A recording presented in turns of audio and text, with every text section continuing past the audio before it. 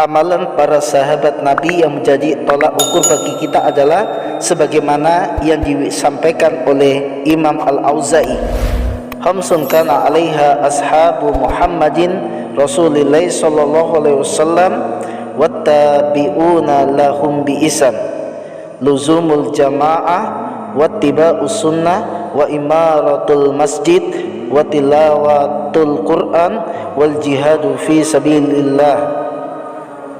Ada 5 perkara yang dipegang erat atau jalan hidup para sahabat Nabi dan para tabi'in. Yang pertama mengikuti jamaah, yang kedua mengikuti sunnah, yang ketiga memakmurkan masjid, yang keempat membaca Al-Quran, dan yang kelima jihad fisabilillah. Adapun yang pertama, luzumul jamaah, melazimi jamaah. Secara bahasa, jamaah berarti perkumpulan. Secara istilah, jamaah mencakup 2 makna. Pertama, makna yang bersinonim dengan makna sunnah. Yang kedua, berkumpulnya kaum muslimin di bawah kepemimpinan seorang imam. Adapun makna yang pertama, jamaah yang bersinonim dengan sunnah, ditunjukkan oleh dalil di surah An-Nisa ayat 115. A'udzu billahi minasyaitonir rajim. Wa may yushaqiqir rasula min ba'di ma tabayyana lahul huda wa yattabi' ghayra sabilil mu'minina nuwallihi ma tawalla wa nuslihi jahannam wa sa'at masira. Barang siapa yang menyelisihi Rasul setelah petunjuk itu jelas baginya dan mengikuti selain jalan yang ditempuh oleh orang-orang yang beriman, kami leluasakan ia dalam kesesatan dan kami masukkan ia ke dalam Jahanam. Jahanam itu seburuk-buruk tempat kembali. Ayat ini menjelaskan kepada kita bahwa hukum mengikuti jalan para sahabat sebagaimana mengikuti Rasulullah sallallahu alaihi wasallam, orang yang menyelisihinya akan mendapat 2 musibah, tersesat dan siksa Jahanam. Sedangkan jamaah yang bermakna bersatu di bawah kepemimpinan seorang imam ditunjukkan oleh sabda Rasulullah sallallahu alaihi wasallam, barang siapa yang melihat sesuatu yang tidak ia sukai pada pemimpinnya, hendaklah ia bersabar. Sesungguhnya tidak seorang pun yang meninggalkan jamaah sejengkal lalu ia mati kecuali ia mati sebagaimana matinya orang-orang jahiliyah. Hadis riwayat Bukhari dan Muslim. Maka sudah semestinya bagi kita untuk senantiasa melazimi jamaah. Adapun yang kedua, wattiba'us sunnah, mengikuti sunnah. Sunnah yaitu petunjuk yang telah ditempuh oleh Rasulullah SAW dan para sahabatnya, baik berkenaan dengan ilmu, akidah, perkataan, perbuatan maupun ketetapan.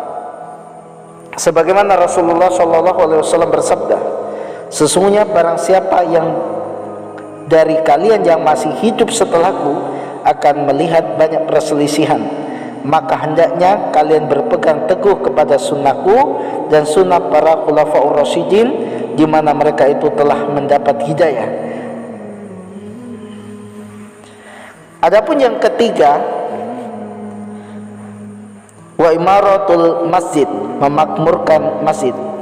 Setiap muslim wajib memakmurkan masjid dengan berbagai ibadah dan ketaatan. Allah menyebut orang-orang yang memakmurkan masjid sebagai orang-orang yang beriman, sebagaimana dalam surat At-Taubah ayat 18. Innama ya'muru masajidallahi man amana billahi wal yawmil akhir wa qamas salata wa ataz zakah wa lam yakhsha illallaha fasa ulaika ayyakunu minal muhtadin. Hanyalah yang memakmurkan masjid-masjid Allah ialah orang-orang yang beriman kepada Allah dan hari kemudian, serta tetap mendirikan solat, menunaikan zakat, dan tidak takut kepada siapapun selain kepada Allah. Mereka orang-orang yang diharapkan termasuk golongan orang-orang yang mendapatkan petunjuk. Adapun yang keempat, watilawatul Quran. Para salaf menjadi contoh paling baik dalam interaksi mereka kepada Al-Quran, entah dalam hal kuantitas bacaan ataupun kualitas. Tidaklah orang yang paling lemah di antara mereka selain membaca Al-Quran lebih dari sebulan. Rasulullah SAW menyuruh kita menghatamkan Al-Quran minimal sebulan sekali.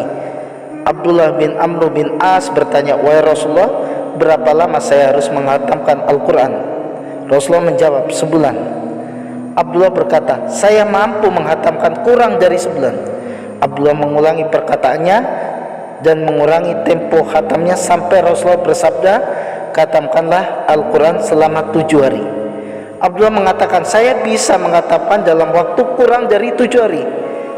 Maka Nabi SAW bersabda, "Tidak akan memahami Al-Quran bagi orang yang membacanya atau menghatamkannya dalam waktu kurang dari 3 hari." Hadis riwayat Abu Daud.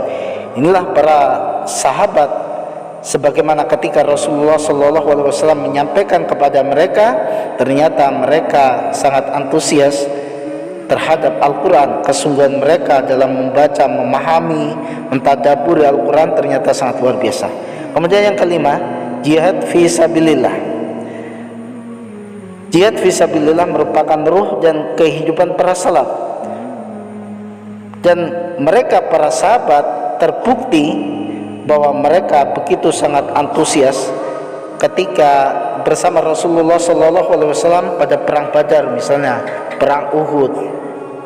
Keikutsertaan para sahabat dalam peperangan tersebut menjadikan mereka betul-betul orang yang memahami betul bahwa amalan yang sangat tinggi dalam Islam, yakni berjuang di jalan Allah Subhanahu wa Ta'ala. Inilah 5 amalan para sahabat dan menjadi jalan hidup mereka sebagaimana apa yang dikatakan oleh Imam Al-Auza'i rahimahullah.